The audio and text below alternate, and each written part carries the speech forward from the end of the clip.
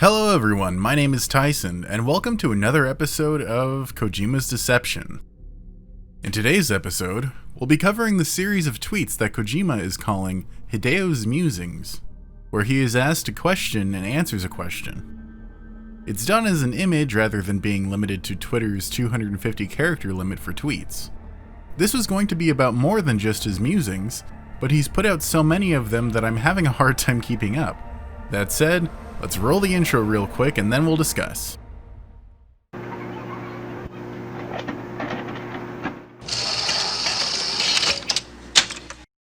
First things first, you're going to want to obtain MS-DOS games. No.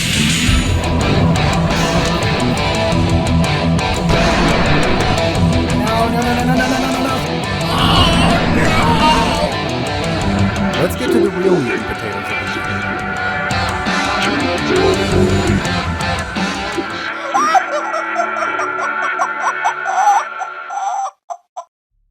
I don't think many people have read into these much, but I'm seeing some interesting things in them that may hint that Kojima's preparing for some sort of big reveal. Anyway, the first of the 15 musings asks the following. Which creators and actors currently have your attention? Kojima responds, there are many actors that I follow. Luca Marinelli recently caught my eye after watching The Old Guard and Martin Eden. He played an impressive villain in They Call Me G. Grobot, but I think that he will break out soon and his popularity will increase. Also, I think if he donned a bandana, he'd be a spitting image of Solid Snake. As for the creators, I would say Danish, Icelandic, and Berlin-based creator Olafur Eliasson. I have seen his works through movies and documentaries, but I have not yet been able to experience his work live. His art is essential to experience. Actually, his exhibition, Olafur Eliasson, Sometimes the River is the Bridge, is currently running at the Museum of Contemporary Art, Tokyo, which I am really interested in. I think the most obvious thing to bring up is that Kojima ended up bringing up, out of all of the actors he could have chosen, Luca Marinelli, whom he stated would be the spitting image of Solid Snake. That's a little suspicious, but not outstanding by itself. However, the second paragraph discussing Olafur Eliasson is interesting. I wasn't aware of what Kojima was talking about, how his art is essential to experience at first, but upon looking it up, I understand what he meant. Here's a brief summary of Olafur from the Wikipedia page on him.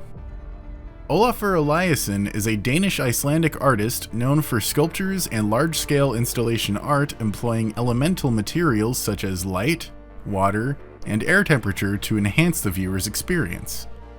There are two things to pull from this. The first, Kojima appreciates high art and postmodern expressionism such as art installations that are expressed with more than the usual two senses of sight and sound. The other thing to pull from this is that, as I've stated in the past, Death Stranding itself is a form of an art installation. However, instead of it being a physical installation, it's a digital installation that transcends traditional video games. In some ways, one could argue that Kojima took the insult of, "It's just a walking simulator," and added an element to Death Stranding that does quite literally make its gameplay the simulation of walking, as you need to maintain your center of balance with large orders or quantities of deliveries. There's so much to it that it expands outside of the world of the game itself and into our own with his social media. On the one hand, him saying there's elements of social media in it is referring to the like system, as well as emails having emojis. On the other hand, I think it's referring to the metagame where people have to put together a lot of Kojima's intent by paying attention to his social media accounts, as well as those closely involved with him, namely Norman Reedus.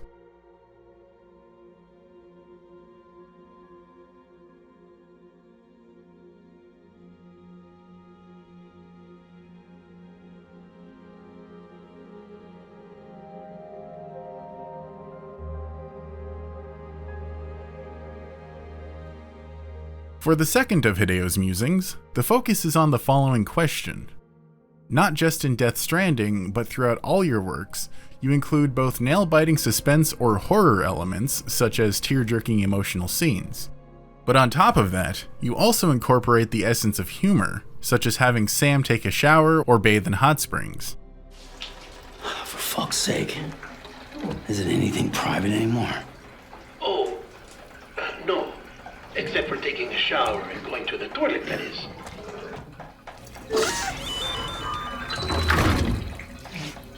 I take it you were getting yourself cleaned up. Elements that are implemented as a natural part of the game world without breaking immersion. Do you consider these aspects separately, or do they come into your mind simultaneously? Kojima responds, "Of course I think about all these aspects at the same time. Whether serious plots, everyday scenes, or things that make you laugh. But I think that this is something only possible within the medium of video games, compared to something like films or TV. This is because scenes that depict eating, sleeping, or excretion are not essential. If anything, they get in the way, since the average film is around 2 hours and the average TV episode 45 minutes. These time constraints require that each work is filled only with the scenes vital for progressing the story. Those creators are not focused on what a person's life looks like in a full 24-hour day. Instead, the characters are assumed to sleep, eat, or use the bathroom away from the cameras. Sure, there are scenes where a character wakes up in the morning or goes to bed at night, but not a complete depiction. Depictions of characters eating are cut down to the essentials, and usually, a key conversation between characters takes the focus of the scene. But video games, unlike films, are a medium that the player experiences in real time. That is why I have the cutscenes transition seamlessly to and from gameplay, without affecting the flow of time. For Death Stranding, Sam eats, drinks water, and even takes a leak sometimes. He can also take a shower or a nice dip in the hot springs, and you can actively make him go to sleep. Of course, you can't have sex, but there are other games out there where you can. This is all based on what the player chooses to do, and you need to incorporate these elements or else the game will be a bit strange. Games are one kind of a virtual reality. If you're following the channel, you'll know that my theory with Death Stranding is that it's part of a quantum-based simulation, and that Kojima has been hinting at themes of the Matrix with Death Stranding. This comes in many forms, but I think the most blatant was this clip mirroring the opening scene in the first Matrix film, where Trinity puts her hand up to the glass in the phone booth, almost like she's trying to stop the truck from hitting her before she gets pulled out of the Matrix. Instead, Kojima is in Trinity's shoes in a mock-up of the scene. There's also the blatant examples of the game breaking the fourth wall, literally putting the player in the story in a way that's very show don't tell. The camera blinks, Sam looks at the camera, and if you make him angry, he'll even punch the camera or spray beer at the camera. Right in the face. In an email, one of the characters says that they're an AI. Sam, I have a confession to make. I'm not here. Never was. My child, a lie. When you spoke with my hologram all those times, you imagined I was inside the shelter, right? But you never saw me. And the mails you've been receiving? They were written by an AI construct based on my archived data. Had no idea, did you? Thought I was alive and well? I am in a sense. Since I'm nothing but ones and zeros, I can't die either, so long as the generator you brought me holds out. Guess I found a way to outlive the stranding. Ha! Not really. I'm still kicking. Still waiting to see you come over the horizon with another delivery for little old me and mine. Until then, old friend, don't be a stranger. Hell, even Mads Mikkelsen grabs the camera and directly addresses the player if it's their birthday when they're playing. I'll play that cutscene here.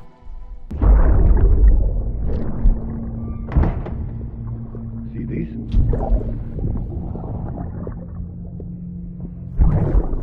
You do know what day it is today, don't you? Is it Mommy's birthday? Is it BB's birthday? No. But today is a very special day, all the same.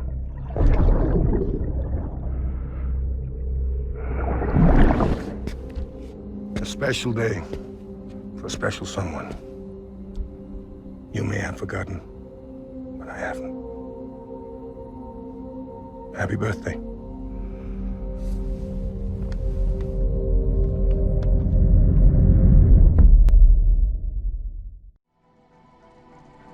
Those are just a couple of examples, but I'll try and make this as apparent as possible in the upcoming refresher and crash course for Kojima's deception. Anyway, my point is the final sentence Kojima says, that games are one kind of a virtual reality. I think this is almost even more definitive that Kojima was going for Death Stranding to be based in a simulation. This is part of how Death Stranding is an art installation, how it defies what a video game actually is by redefining the word game, by defining his thoughts on play via Huizinga's concept of the magic circle. This is actually shown in Death Stranding. Here's me reading one of the emails that displays this. "It was great seeing you again, Sam. You really are one in a million. Oh, so I started using the chiral network to look into the history of the whole Ludens thing. I don't have it all figured out yet, but it's clear that it was pretty important. I mean, the game it symbolized was friggin' huge, completely unlike anything that had come before. It exploded man's potential to play in exactly the way Huizinga described when he coined the phrase Homo Ludens. He had this theory that play was older than even culture itself, and was the heart of what made us who we are. I believe that if we can rediscover what kind of play he was talking about, we can undo the damage done by chiral contamination and rid the world of Homo Gestalt and Homo Demons once and for all. To think that games could be the key to saving humanity. Despite not making the spin-offs himself, the idea of the Complethorn engine was Kojima's himself. This is the point where Cypher really comes in, the concept of the magic circle. Trust me, this is actually pretty damn good stuff here. This is from the wiki article about it. In games and digital media, the magic circle is the space in which the normal rules and reality of the world are suspended and replaced by the artificial reality of a game world. As noted by Edward Castronova in Synthetic Worlds, the business and culture of online games, the boundary delineating this space can be considered a shield of sorts, protecting the fantasy world from the outside world. Instead of being impenetrable, however, an examination of contemporary virtual worlds reveals that the magic circle is actually quite porous. More directly, there appears to be a relationship between virtual worlds and the outside world.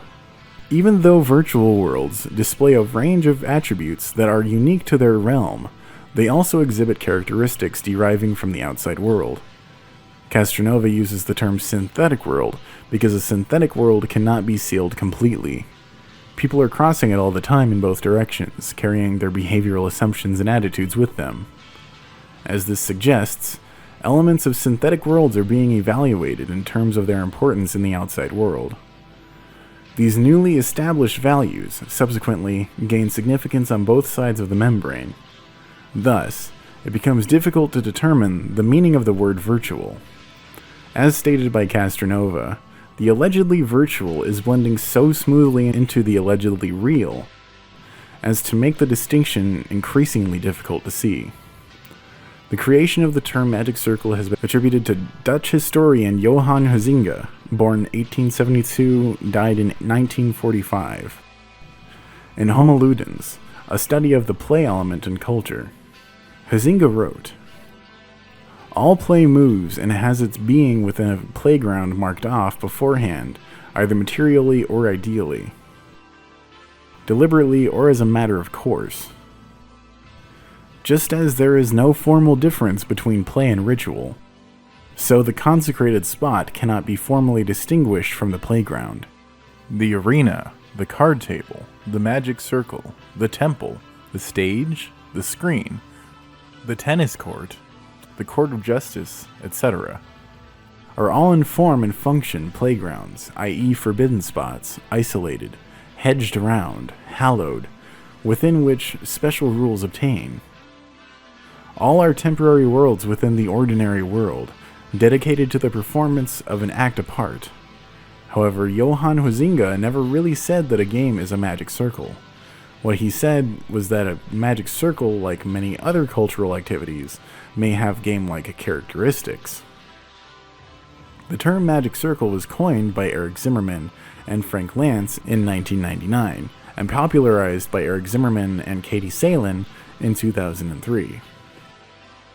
Eric Zimmerman admits in his 2012 essay, Jerked Around by the Magic Circle, clearing the air 10 years later, writing, "The magic circle is not a particularly prominent phrase in Homo Ludens, and although Huizinga certainly advocates the idea that games can be understood as a separate part of everyday life, he never takes the full-blown magic circle point of view that games are ultimately separate from everything else in life, or that rules are the sole fundamental unit of games."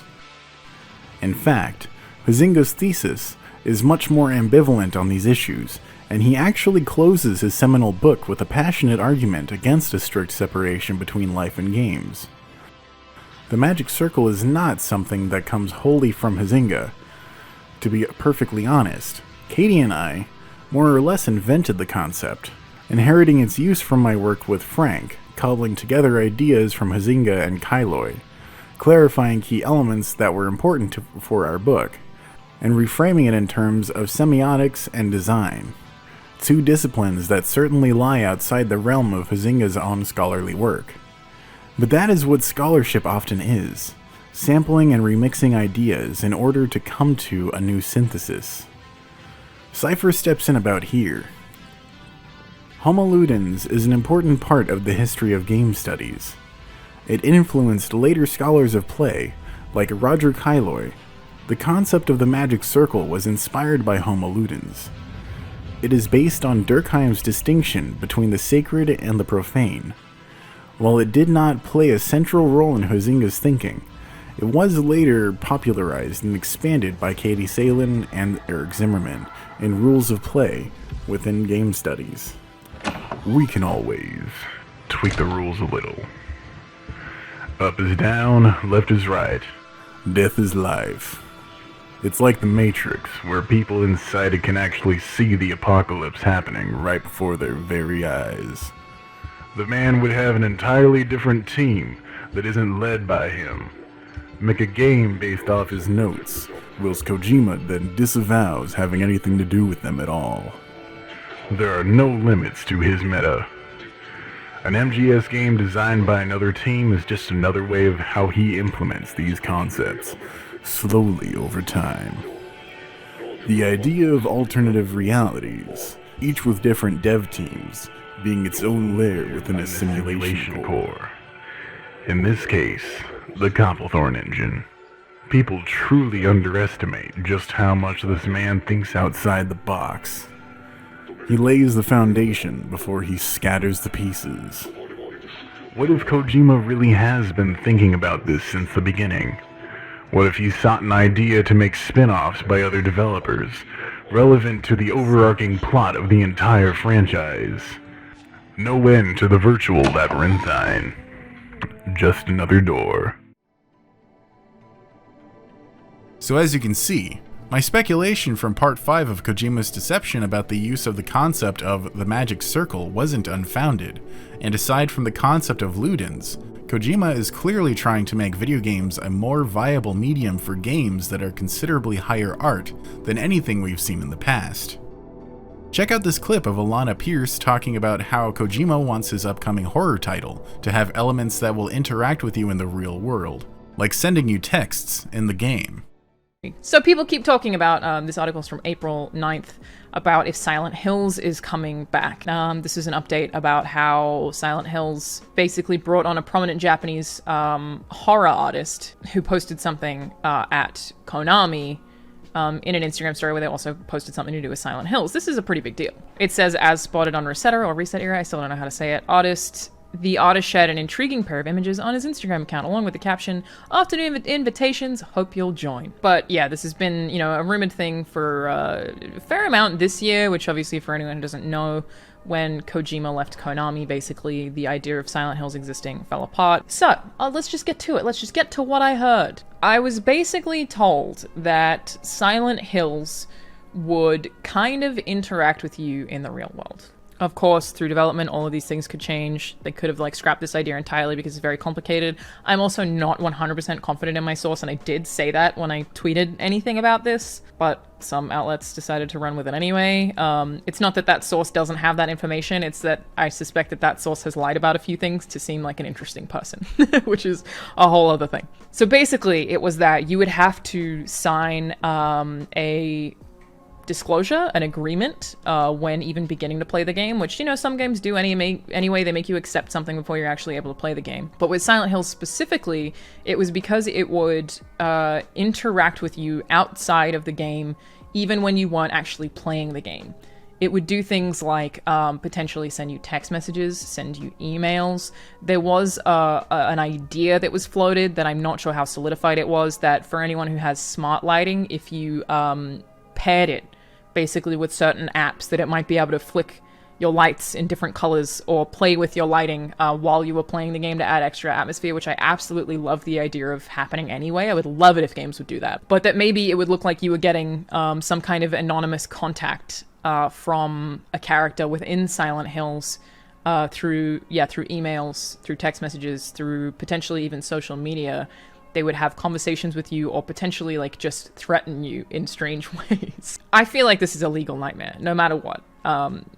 It just seems to me like, regardless of how they would make that contact happen, if they were going to send you threats and it wasn't obvious that it was from Silent Hills and they tried to make it as immersive as possible, which you would think would mean they weren't going to explicitly tell you that it was tied to the game and like sign off and be like, love from Konami.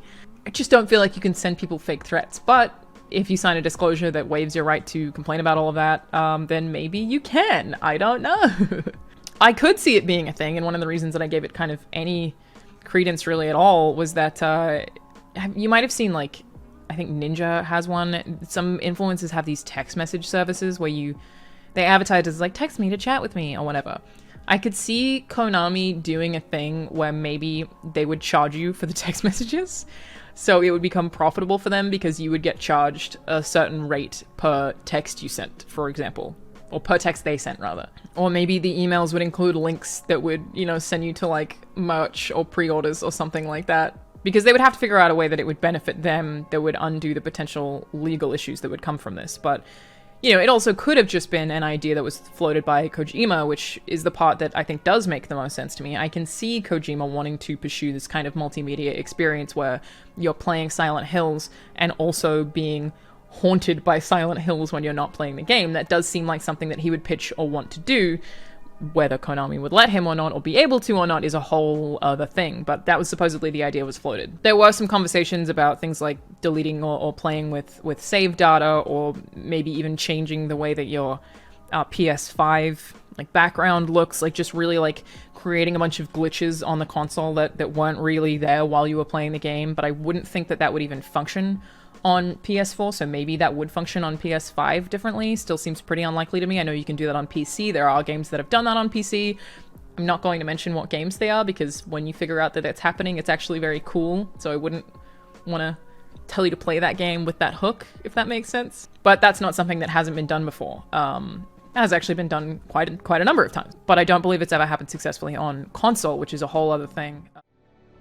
Personally, I don't think that it's going to straight up be sending texts from an automated service, as A, it would make the game finite on the chance that the service gets shut down. B, it would be excluding those who don't necessarily have phone plans with texting, or unlimited texting. I myself use Ting, which charges by usage rather than a flat rate. And C, it would be more of a hassle to set that up than what I think would be their solution. Remember how MGSV had the companion app like so many games like Grand Theft Auto 5 tried to use to enhance the game experience? Imagine a horror game with a companion app that you give permission to do shit like take control of your phone. Or it could have the false appearance of looking just like your wallpaper, almost like a launcher app on Android, in order to call you or text you. Of course, you'd have to consent to use the app, as anyone with heart complications could be scared to the point of a life-threatening situation. Also, of course, if anyone has major mental illnesses, that would be part of the disclaimer. On PC, it would be a lot simpler to accomplish something like this that wouldn't even require a companion app. We've seen games that fuck with the player by closing out of the game, windowing the game, and putting a file on the desktop, and so on. However, if Kojima is going to partner with Sony again for his upcoming title, I would think an app would be necessary. Hell, even if he were to make it cross-platform, an app would be necessary for an effect like that. I think it would be more important this time to make sure it works as intended, however, as I had some problems trying to use the companion app on the Xbox One version of the Phantom Pain. Anyway, Let's move on to the next of Hideo's musings. The third question for Kojima is the following. What was your first part-time job? How did that job help you in your role today? Also, are there any other jobs outside of those in the game industry that you have done? And if so, which ones do you remember the most? Hideo responds with, my first part-time job was filming videos for wedding ceremonies, which I started after graduating high school. My high school prohibited students from working part-time jobs. I worked that job until I graduated from university, so every weekend and holiday for 4 years. I had to wear a suit and jacket every time, which gave me a taste of what it was like to be a salaryman, full-time office worker, even though I was still a student. Towards the end, I also became a veteran staff and would teach newcomers to the video crew how to shoot. I also did some other jobs, but usually worked at one place for a long time instead of jumping from one thing to the next. What I remember most is working as a part-time live-in gardener during extended spring, summer, and winter holidays in university. It was quite a tough job physically, but I gained so many interesting experiences. I learned not only how to plant, but also how to design a garden, where to put a bamboo fence, how to organize rocks. Things you would never know unless you worked this kind of job.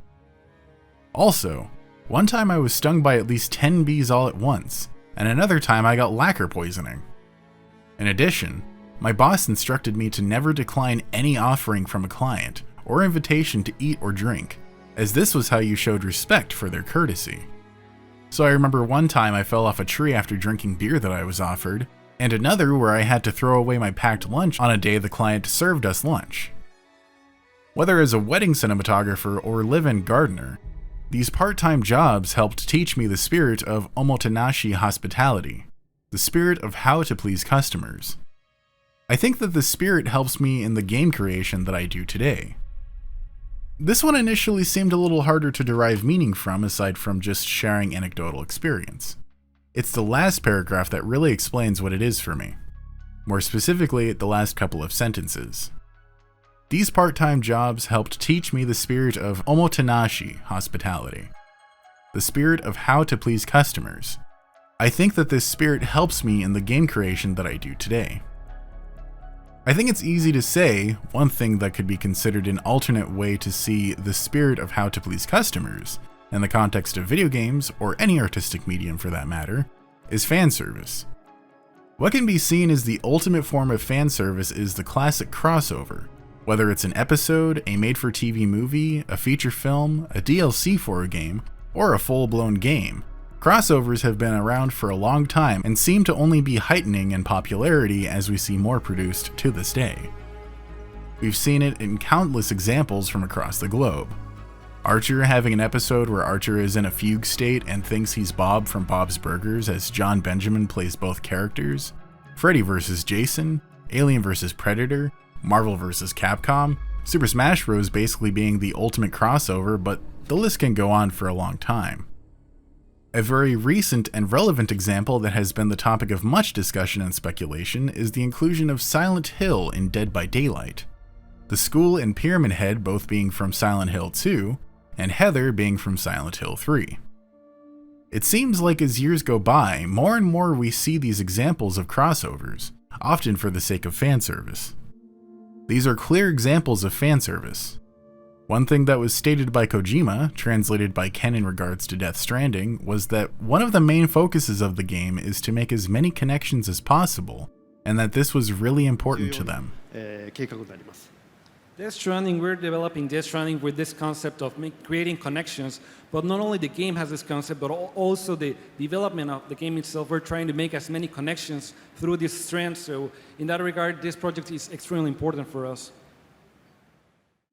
On the topic of people working for Kojima, we can't forget Jay Bohr, the head of public relations. He worked for Konami since at least Silent Hill Homecoming, and continued working for them until earlier this year. Of course, where I'm going with this is even if these connections never get confirmed via license, it's clear that Kojima has carried ideas from Silent Hill and Metal Gear over to Death Stranding. I've gone over many of those in the past and will continue to do so in the upcoming Part 7 of Kojima's Deception.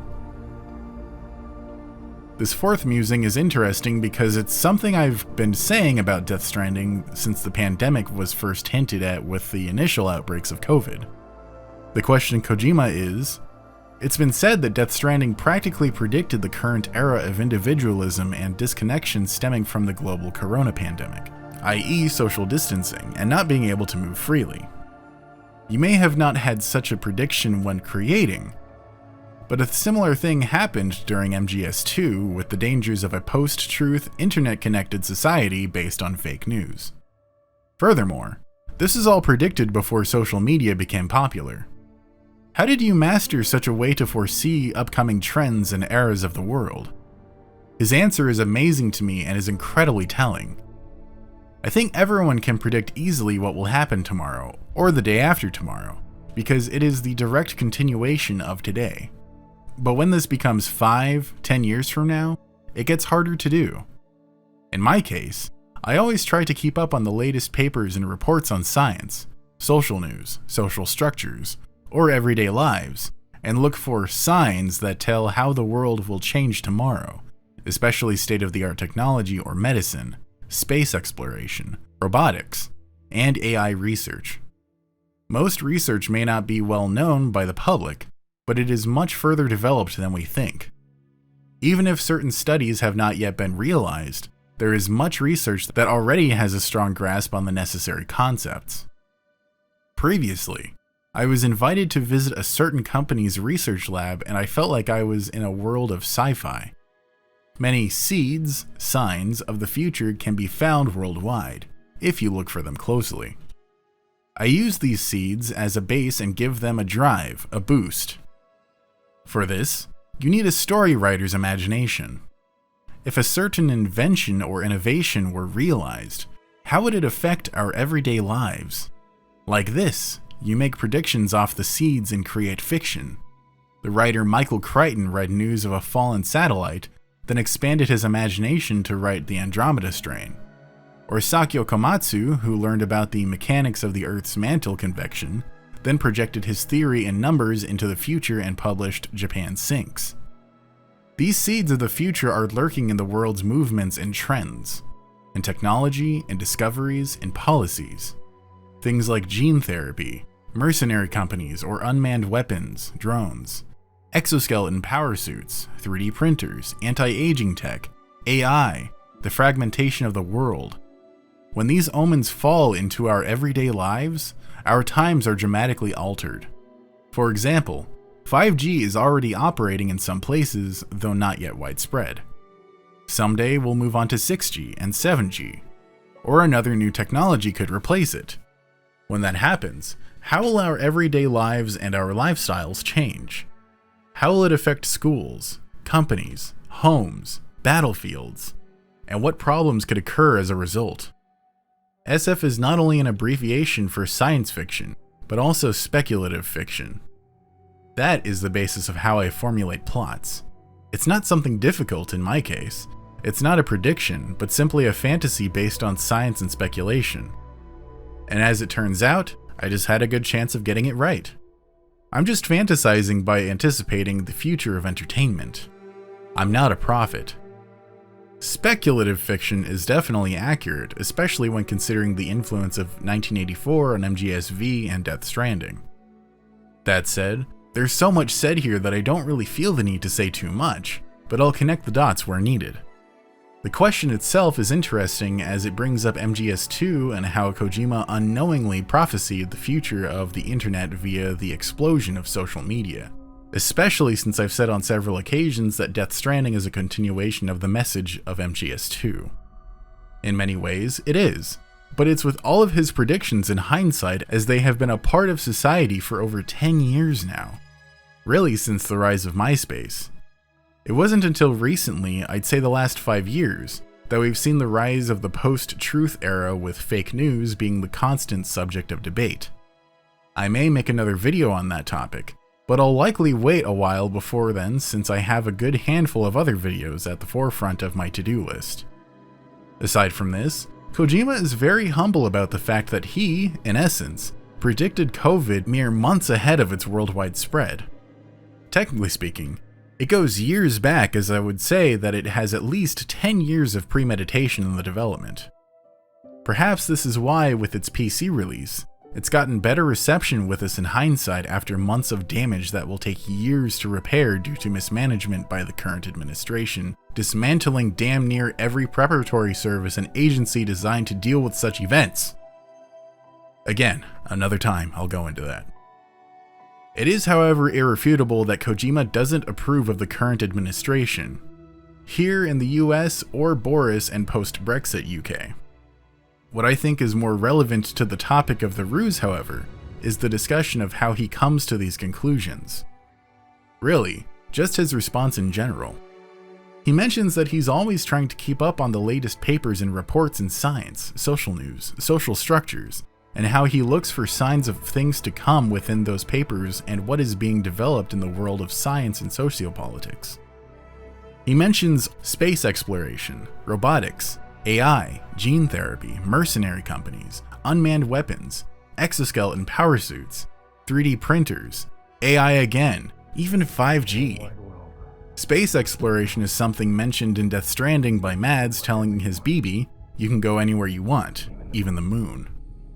Robotics is the main theme of MGS in terms of conflict, and a connection between MGS and Death Stranding via the frame arms, Zone of the Enders too if you include the frames. Speaking of frame arms, there is apparently a tie-in with a series of mech models also called frame arms. In these models, there is some sort of lore about an AI of a lunar plant going haywire. While robotics is a theme of MGS that is carried over into Death Stranding, it is to a much more subdued degree. Almost too subdued, with blatant lies told to the player, such as AI never surpassing human intelligence due to being unable to understand the concept of death. Unlike human porters, if one goes down, it won't cause a void out. Before the Death Stranding, scientists used to fret over the singularity, the possibility that someone might create an AI smarter than any human, but it never happened. Machines don't cause void outs. They can't die. They don't have beaches. No matter how far they come, machines will never understand death like we do. And because of that, they'll never truly surpass us. As if that would prevent the singularity. Death Stranding is post-singularity within a VR environment that's acting as the Ministry of Truth about this issue. 5G, a topic of some contention for the more conspiracy-oriented person, who has no idea what they're talking about. In Death Stranding, however, it's easy to make the connection as the chiral network. However, as I think it's obvious, the point of the chiral network is not directly talking about 5G, 6G, or any future technology connecting phones. The comparison can be made, but his point is to discuss the internet as a whole, what it's become since he made his predictions with MGS2, and how social media has brought us together whilst simultaneously tearing us apart. We may be connected online, but it's caused the need for in-person interactions to minimize to the point of, in essence, damaging what makes us human. It's the most profoundly accurate assessment of the world Death Stranding has to offer. It's quite blatant, no subtext needed to express this point. The fifth musing doesn't really have as much to offer in terms of the ruse, but I think it's worthy of discussion anyway. The question was, when did you begin writing stories? Do you remember the first story you ever wrote? Kojima responds saying, I started when I was in 5th grade. I got hooked on reading mystery novels, thinking to myself, I could write something like this too. So I went out, impulse bought a small notepad, and began writing. I even drew the cover art and the sleeve cover.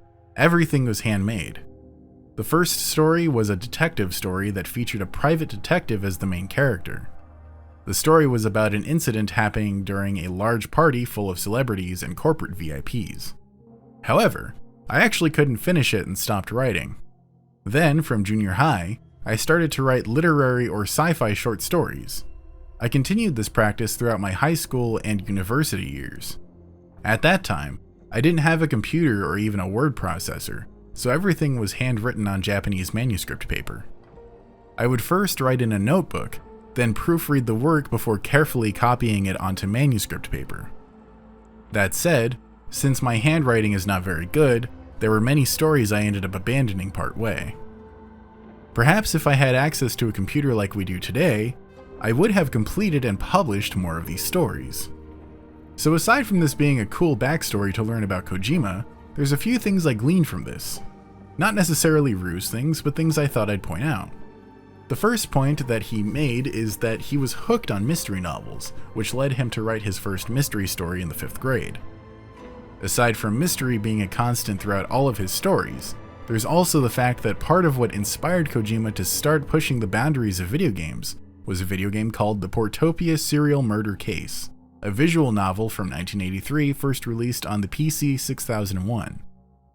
On the topic of computers, he mentions that he didn't have a computer or even a word processor, referring to a typewriter, since this was between 1972 and 1974, as Kojima was born in 1963. He mentions in the last sentence that if he had access to a computer like we do today, perhaps he would have completed and published more of the stories he had wrote at the time. Instead, he handwrote all of these stories, and as a result of his bad handwriting, threw away many of those stories. It's a shame too. It would have been really cool to see his earlier writing roots and how he got to where he is now. The 6th musing kinda got me laughing and thinking simultaneously. The question was, you're also known as a movie buff that watches at least one movie per day, but what aspects in particular do you focus on when watching a movie? Are there any genres you aren't good with? Kojima's response was, considering my job, I should probably be watching films from a very professional standpoint, paying careful attention to the performance, technique, camera work, lighting, etc. But in reality, when I watch movies, I approach the work as a genuine audience member. In other words, I enjoy the movie. After reviewing, I first digest everything by myself and then sometimes revisit the things that left a strong impression on me. The story, performance, camera work, lighting, editing, music.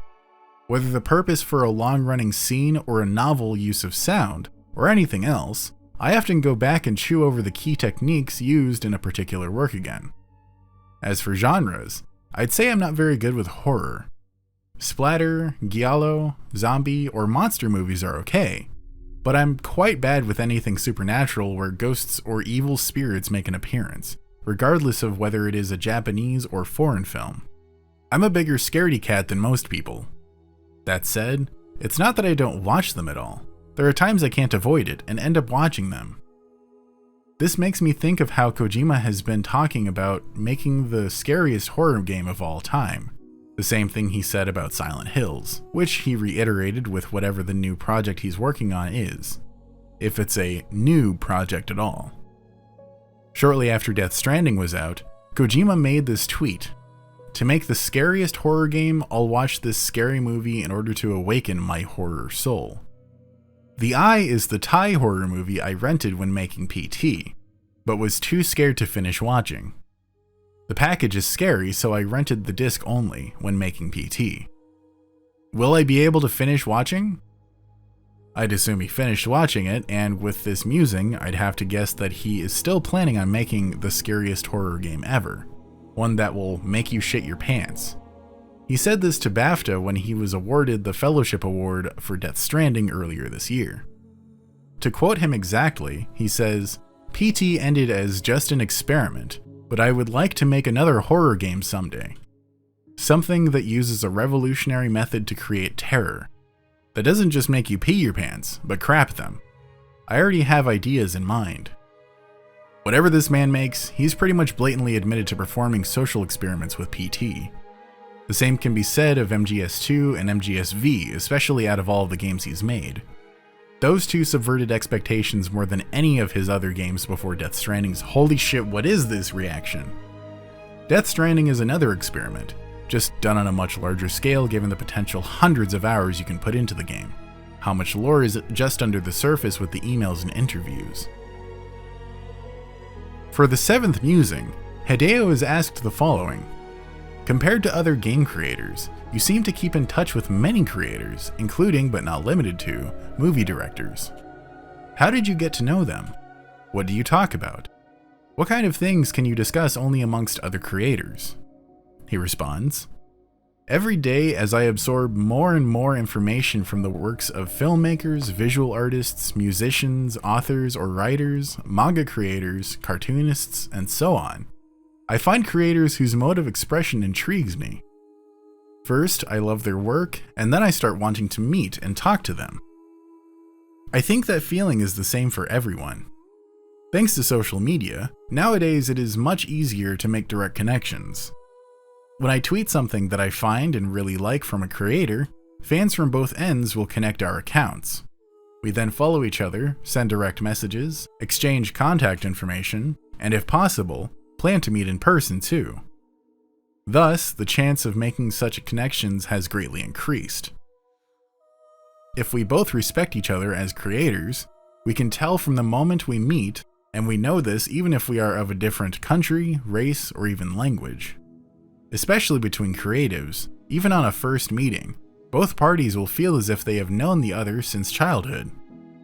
We often talk about the movies we watch, books we read, music we listen to, and of course, about creating. Or, it could be about what we are doing right now, or the things we want to do in the future.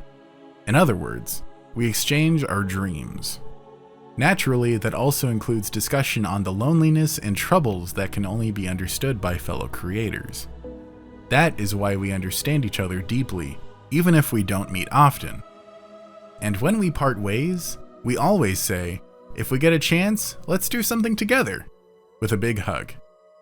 To quote Low Roar's The Painter, there's a painter who stares at miles of white all around. Each color he's dreamed is lost in thought and can't be found. Takes a walk through his head to ask his friends if they'd come out. Come out from your shell, come chat with me and walk around. Walk around. This is all ours to fuck with. This is all ours to taunt. This is our home, our stomping ground. What's stopping us? Wake up from your sleep, they're only dreams, not solid ground. You'd keep your eyes closed if you had known what I have found. Can you blame me for not wanting both feet on the ground? While you follow routine and waste your days, I'm in the clouds raining down. Kojima is the titular painter of the song, and was in reference to him working with a ton of other people directly in future projects as he did with Death Stranding. This could be referring to the possibility of working with Kojima again, though I don't think that's the case. Kojima strictly mentions other creators and creatives, which means people, not corporations. There's also the latter parts of the lyrics, referring to sleep and things only being dreams, likely referring to Death Stranding. On the topic of Low Roar though, the last paragraph reminds me of the signed copy of the self-titled Low Roar album, as well as Zero that Kojima received where Ryan wrote, "Let me write more music for you, and thank you so much for everything. Was a pleasure to meet you. Hope to see you soon." While the second message can be interpreted as simply Ryan thanking Kojima for including their music in Death Stranding, going so far as to in essence make them the headlining band in the game. However, with the context of the other autograph, I think it's safe to assume he was saying thank you for working collaboratively with Low Roar, namely Ryan to intertwine some of their music directly into the themes and story of Death Stranding. There's also the topic of loneliness mentioned, which we know is a huge point in Death Stranding as Sam walks the desolate landscapes of the UCA alone, only ever with company 3 or so times throughout the entire journey. Once the CDT guys, once Llama, and once with the chiral artist, all for different reasons under different circumstances. So these next 2 musings are 2 parts of the same topic, which happens to be dating. He's got some pretty good advice, though I don't really see anything to make comparisons or allusions to the ruse in this. However, after both are read, there is a correlation I'd like to point out. Tell us about the dates you went on back when you were a student. What kind of places did you go to? What was your date planning style? How did you approach the all-important first date? Kojima responds, "When I was a student, we'd see a movie or a concert, or perhaps go to an amusement park, the zoo, like in the movie Rocky, a skating rink, etc. Mostly around the Osaka, Takarazuka, or Kobe areas, sometimes Kyoto, but all places along the Hankyu train line. I think planning that first date is quite similar to creating a game. Games are designed to please, the Omotenashi spirit from Hideo Musings number 3 on July 30th, an intermediate amount of users. But for dates, your target is clearly specified, and since you can see this specific person's expressions directly, it's not as difficult.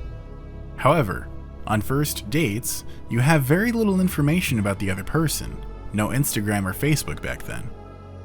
What are their likes? Dislikes? Where should we go, and what route should we take to get there? What's the best timing to escort them? What should we eat? Before asking someone out on a date, to some extent you need to determine what their preferences are in advance. There were also times I would scout out possible courses ahead of time, and to ensure that I could freely adjust the schedule depending on how the day was going, I'd have a backup plan B in addition to my original plan A. Thinking back on it now, I was essentially doing game design aimed at a specific person in real life. In other words, this means I've been practicing game design since my school days. Part 2. Furthermore, there must have been some excitements or struggles unique to that time, since back then there weren't any cell phones or Cineplex-style movie theaters like there are today. What dating advice would you give to the younger generation? Kojima responds, "We had neither cell phones nor pagers back then, so deciding how to meet up was the most important thing. After you made a promise to meet, there was no way to get in touch if something came up. So, many people had times where they were left waiting for hours. Also, since you can't tell in advance whether it will rain or not, you had to make sure you had somewhere with a roof. I didn't do this personally, but I think a lot of couples would plan to rendezvous at a cafe since they had landlines. I would instead go to the cafe after we meet up. In those Showa era days, 1926 to 1989, your only choice was to make plans the day before, calling each other's household landline. You'd make a promise, but you never know if they would show up on time. In fact, many romance TV shows of the time, so-called trendy dramas, would depict the complicated misunderstandings that arose from just trying to meet up. I was quite a punctual person by nature, so I was never late for a meeting. I would arrive early, scope out the area, and then kill time in the neighborhood until it was time to run over to the meeting spot. If we set a date in Umeda, Osaka, we'd probably meet at Big Man, a famous meeting spot. Kill some time at Kinokuniya bookstore, then head to Big Man right at the meeting time, pretending like I'd just arrived. Sure, there's also the possibility of picking up someone from their house with your car, but setting up a rendezvous shows your level of mutual trust as well as each person's personality. It's much more dramatic. Was our rendezvous pleasant and smooth? This is the first step of the dating process. There were even couples that broke up over a poorly executed meetup. I encourage young people to put aside their cell phones and try setting up a traditional rendezvous. You'll really be able to tell each other's level of trust and reliability. More than anything, what this made me think of was something Kojima talked about prior to Death Stranding's release. I'm going to go ahead and use a clip from a previous Kojima's Deception talking about the letter theory to explain my thoughts here. It's a letter theory. It wasn't real time before in the past. For instance, a husband writes a letter from the battlefield a long time ago. I don't know when I'm going to die. And he sends it, and it takes a couple of months before it arrives, and the wife receives it and reads it. There's a time when she thinks he might be dead. The wife has to imagine what he was thinking at that time, when he was writing it. And this was the communication then. Right now, it's more real time. This is about caring for people. It's not direct. I wanted to do that with the internet we have today. If someone puts a cup there in Death Stranding, you might think to yourself, did that person deliberately put it there? Did he just have to throw it away for the load? But you think about it. It's like the letter theory. In this direct communication era, I wanted to create an indirect communication using the technology of today, so you feel for others more.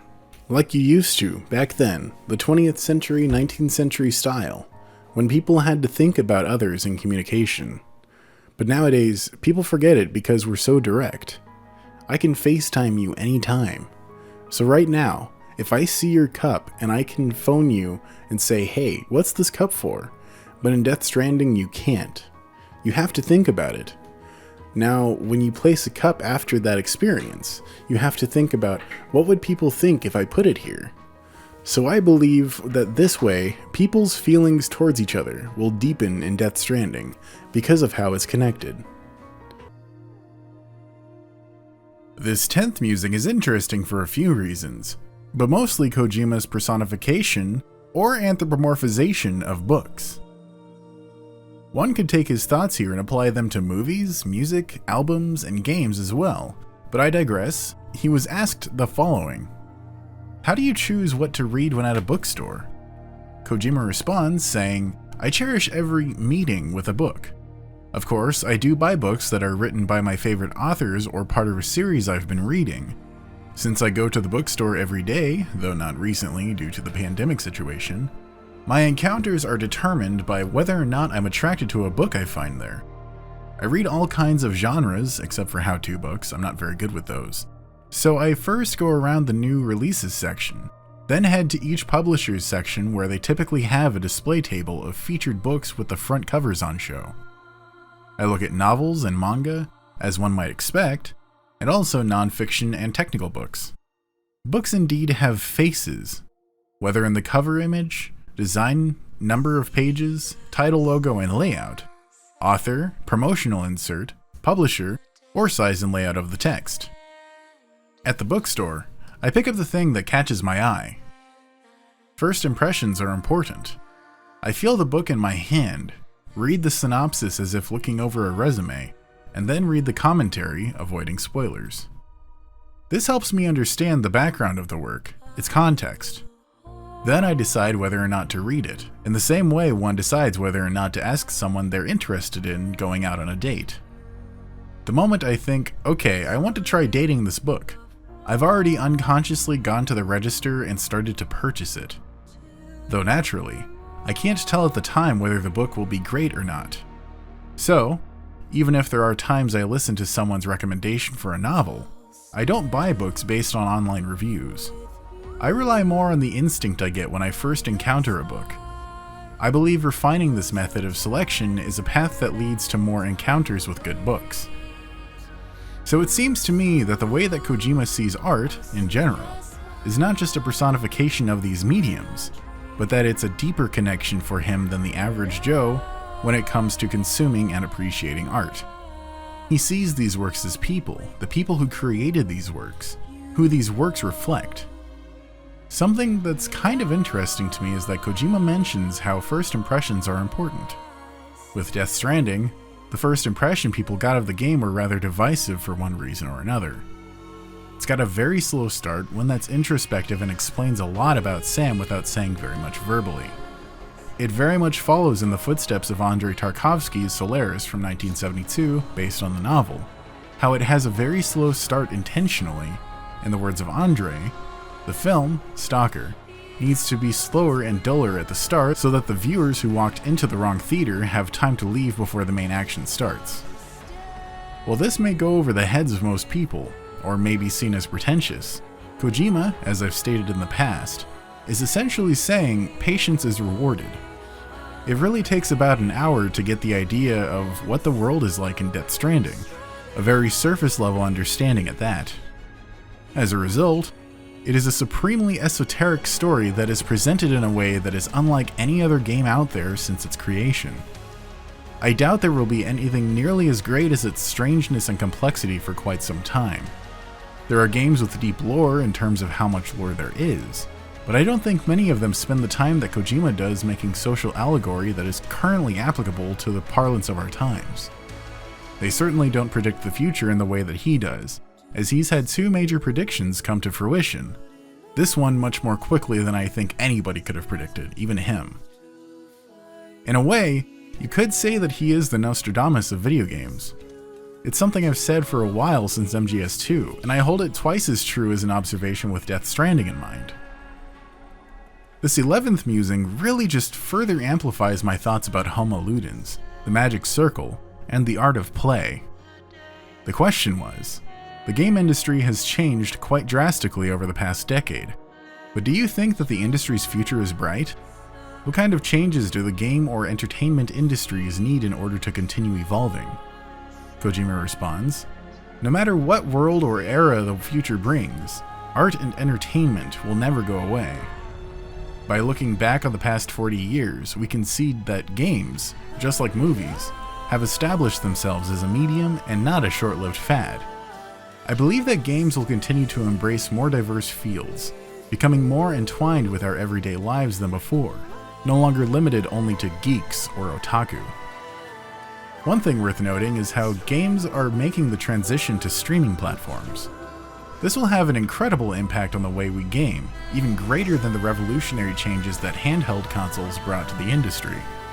For one, specific hurdles to gaming, like the need for specialized hardware, will effectively disappear. Furthermore, movies and music will follow suit, and everything will come together in the realm of streaming. The next era will also allow for streaming of VR and AR. I imagine this is what the future of entertainment and art, and by extension, the future of gamers, will become. Or perhaps they will no longer be referred to as games. Distinctions between the creator and the player will also disappear. People who play will establish themselves in the game world, which creates art and entertainment, i.e. the players will become active participants in the art. Like this, the creator and the player will be connected and all art will be connected. A bright future like this is sure to come. According to the BBC article by Stefan Powell, Hideo Kojima says games, novels, and films will merge into one type of entertainment. From my understanding and observation, this seems to go a lot deeper than most are expecting. Depending on how things go these next couple of months with Kojima and Death Stranding news, there may be a side-op released. That side-op will be discussing the many eerie similarities between Death Stranding and Dark. The reason it's a side-op is because it's 100% speculation and is mostly based on parallels that could be correlations. That said, we do know that Kojima has implemented social media into Death Stranding as previously mentioned. Aside from this, we've also seen how Kojima has implemented licensed music that is directly part of the conversation in the emails it points. Normally a game just has a soundtrack that's a purpose-built score, or if it includes licensed music, it's either to build atmosphere, like Life is Strange, it's some sort of rhythm game, or it's something like a racing game that just wants to have licensed music to race to that will get people to tell their friends to buy the game because of its great soundtrack. I know I did that for Need for Speed Underground and Underground 2 for that matter.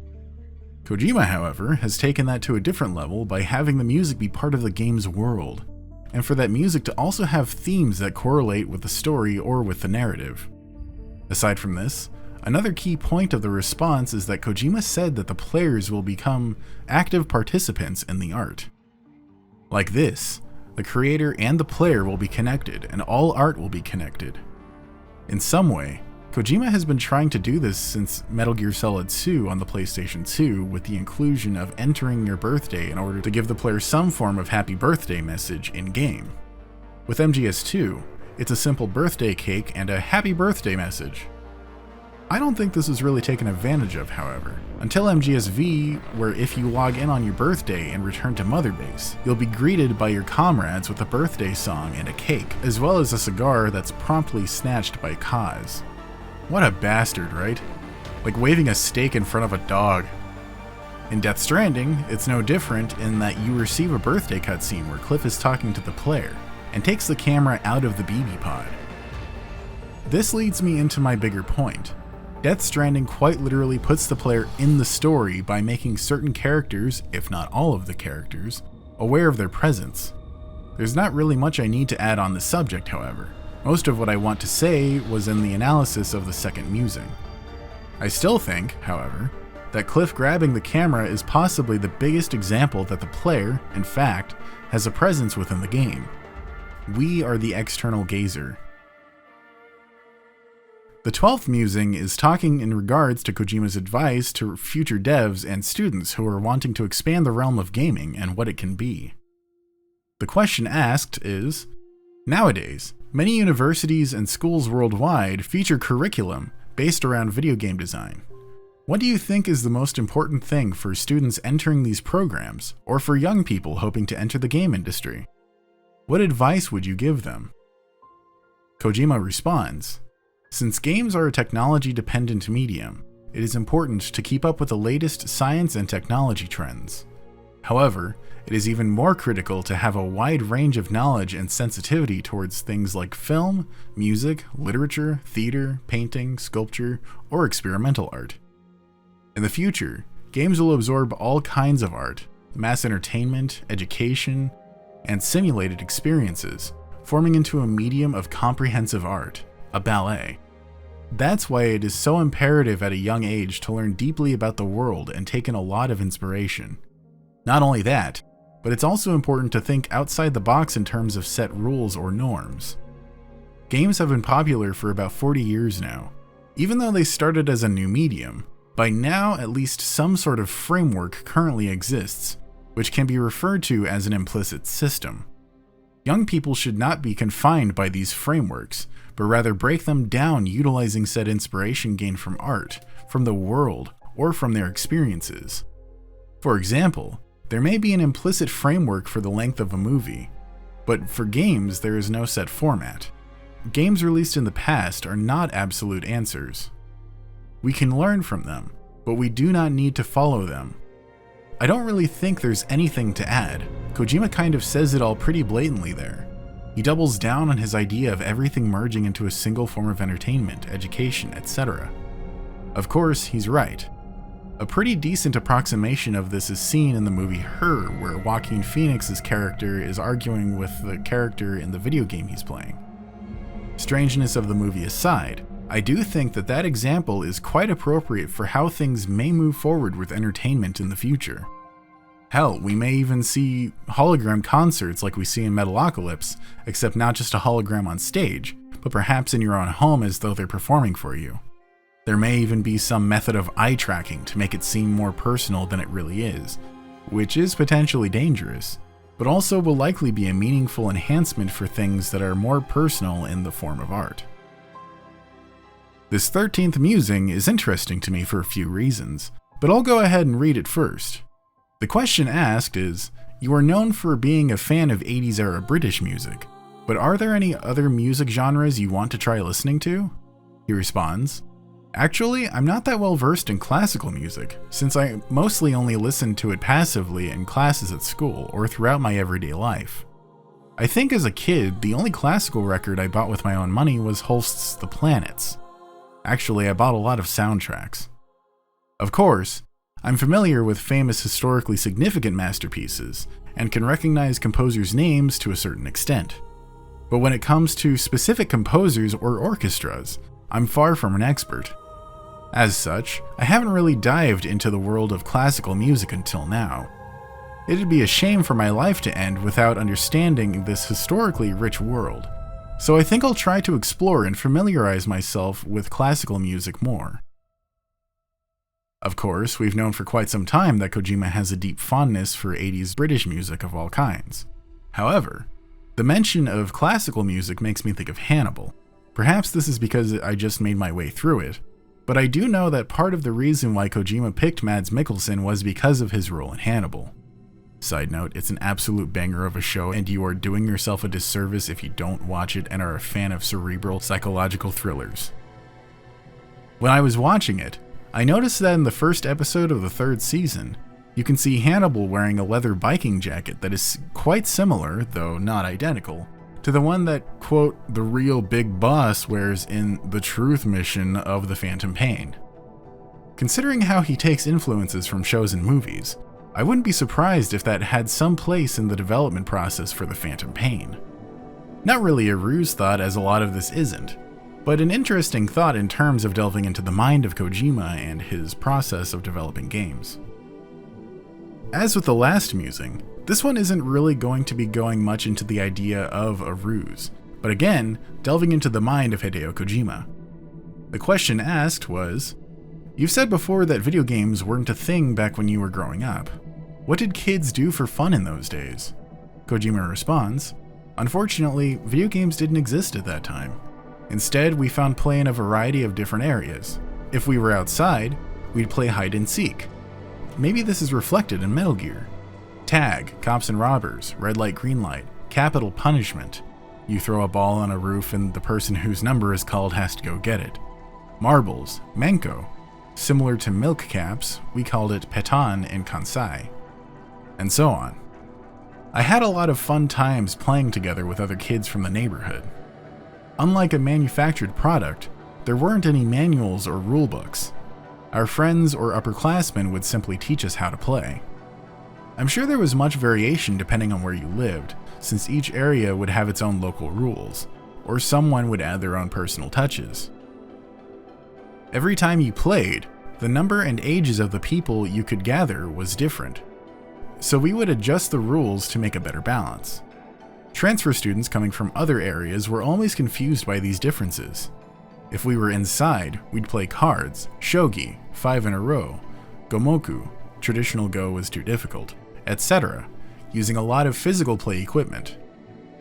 I was also really into board games like Monopoly or Life, as well as toy games. I liked Battleship type games, whether the ones with play radars or the ones where you fought with metal balls. I've got balls of steel. We ignored the manuals for these games too, and arranged the play to suit our own preferences.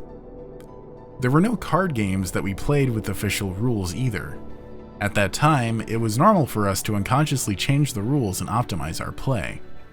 Sometimes I even made my own original board games by drawing on sketching paper or in notebooks, things like backgammon or battle games. Even for playing things like basketball, when we didn't have enough people to fill out a team, we played by adjusting the rules.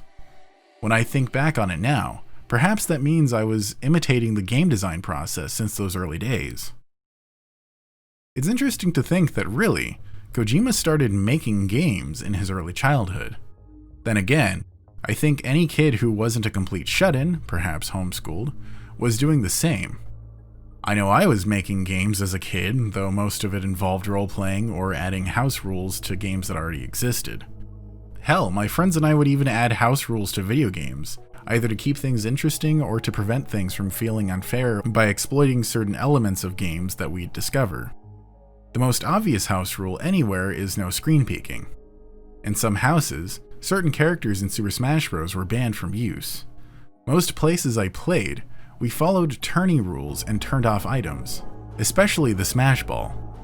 One example I always think of when making a game within a game is when my dad and I were playing the original Halo demo, and we'd get over to the Warthogs and play Crash 'em Up Derby, which I found out we weren't alone in that act, or that name, which brought a huge grin to my face.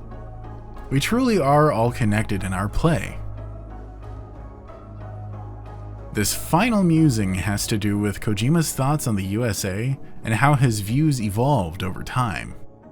From your early days, you've watched many foreign movies and read a lot of literature and translation. When you were younger, what was your image of the USA and other foreign countries? Kojima responds, "When I was a child during kindergarten and elementary school, I was fascinated and admired the United States in the 60s. Of course, I had never been to the US at the time, but I had some virtual experience of America through watching movies, TV shows, and reading novels. I had learned all sorts of details like, unlike Japan, there was a custom of tipping or the fact that New York taxis were yellow, to the acronyms NYPD, New York Police Department, LAPD, Los Angeles Police Department, and SWAT, Special Weapons and Tactics. Back then, a lot of the American TV shows were aired in Japan, dubbed with quite a bit of freestyle translations. I used to watch sitcoms such as Bewitched and I Dream of Jeannie a lot. It could be said that shows like Bewitched were special to me, as I learned about the daily lives of the American middle class. How big American houses, gardens, refrigerators, and furniture were. Or when you see that you're required to bring your wife to dinner with you for finalizing a certain job. A system and other customs that differed from those of Japan during the period of rapid growth at the time. In those days, America was an unbelievably safe place to live, where you didn't even lock your house and your neighbor would suddenly walk in from your backyard. I also loved the cooking shows, The Galloping Gourmet, hosted by Graham Kerr. Watching the chefs create dishes while drinking wine, I thought, America is so elegant. By watching Evel Knievel jump over trucks lined up on his motorcycle, and watching the first man land on the moon, I had a strong image of Americans as daredevil pioneers and fearless adventurers when I was a child. I admired with a bit of insanity of the American people's unfathomable cheerfulness and willingness to take on new and unprecedented challenges.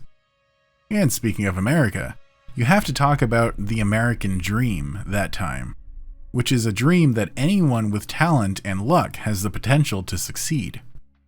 At the time in Japan, most young dreamers went out to Tokyo, and after achieving success there, they went to the US, or the outside Japan, to compete in the real world. The America I imagined as a child was free, and a country that welcomed everyone. I even decided that I would live in America when I grew up. However, when I was in high school, my interest towards Europe gradually expanded, partly because of my interest in music. But that doesn't mean I disliked America. Yet again, there's not a whole lot for me to pull in regards to the ruse, but more about Kojima's thought process and why he ended up working on the MGS series. MGS is known pretty widely as a Japanese take on American action movies, and it shows. Unless it was in the 80s and was completely goofy or in a cartoon, you wouldn't see a ninja, cyborg, or otherwise in an American product. At least, not in a military setting. There was, of course, the occasional exceptions such as the Karate Kid, but most examples were silly or cartoons, like American Ninja or Teenage Mutant Ninja Turtles. Kojima turned that on its head with the creation of Metal Gear Solid, which took the Metal Gear series from mostly Japanese acclaim and niche enjoyment in America to a household name worldwide. Most of this was due to the MSX2 not being very widely available in the US, as well as Metal Gear not getting a wide release outside of the NES versions, which were bastardizations of Kojima's first directorial creations. However, that wasn't all it had. Metal Gear Solid had so much to offer that other games didn't. It had a brand new cinematic style unlike anything seen before, where the actors were chosen carefully and tried their hardest to be as believable as possible. It had this magical realism, as Jordan Vogt-Roberts put it, when talking about his inspiration from the games when thinking about the upcoming movie. There's a ninja who is simultaneously an example of bringing the dead back to life, a guy who has an almost spiritual connection with ravens, nanomachines, which were still a fairly new subject in American literature and movies, gene therapy, a genetically engineered virus designed to kill specific targets, and the surreal nature of the series only expanded as time went on. I'm going off on a tangent here, but one thing that's been pointed out to me recently by Archangel Reaper is that MGS VR missions is, in essence, canon. If you'll remember, Raiden says that he completed over 300 missions in VR training. If you look at the back of the box, one of the selling points of MGS VR missions was that there were over 300 missions. So not only was Raiden basically selling the last-gen add-on game, but he was also saying that when we were playing MGS VR missions, we were playing as him. He was controlling Snake via the Copplethorne engine. Further evidence is that there is actually an image of Metal Gear Ray in MGS VR missions. Do you still think that the simulation set up by Ocelot was a real-life simulation, or do you now see that MGS has always been in virtual reality? In a way, the first Metal Gear Solid was like the first Matrix. Let's play for a second and say that it was a real-life simulation. Where the hell are they here? How did they get there? Raiden climbs a ladder and suddenly he's on top of this strange platform. This is a giant void. Where the hell is this? There's no sight of New York. There's no sight of anything even remotely resembling Arsenal gear. Because Raiden's in VR. The big question is, when did it start and when did it stop? I don't think that was intended to be answered, and I think that the player was supposed to pick up on that. It wasn't really that vague. This is often seen as one of the ways that MGS2 has some, quote, major plot holes. This is because most people can't read between the lines and can't tell that there's an underlying story beneath all that's told instead of shown. The VR is what was shown instead of told. It's never blatantly said, but all the hints are there, and they always have been. I think Kojima's finally going to come out and say it blatantly for everyone to know as a matter of fact, that he designed these games to be nothing more than simulations. Simulations that aren't just computed information, but gateways to alternate yet parallel universes, just like the Copplethorne engine. Ruse or not, I hold this as fact, and I will be making videos discussing this without the ruse in mind to make my points known outside of that realm of speculation. Back to the topic of America. You can see Kojima's opinion evolving in real time if you look at the stories he told throughout the MGS series. MGS1, it was made to appear that Solid Snake was doing the right thing to prevent a nuclear strike under the orders of the United States government. In MGS2, he was labeled as a terrorist falsely in order to discredit him in the eyes of the world, essentially being disavowed by the United States government. The focus then goes from Solid Snake as an arm of the US government to Raiden as an arm of the Patriots, which is an allegory for the Illuminati.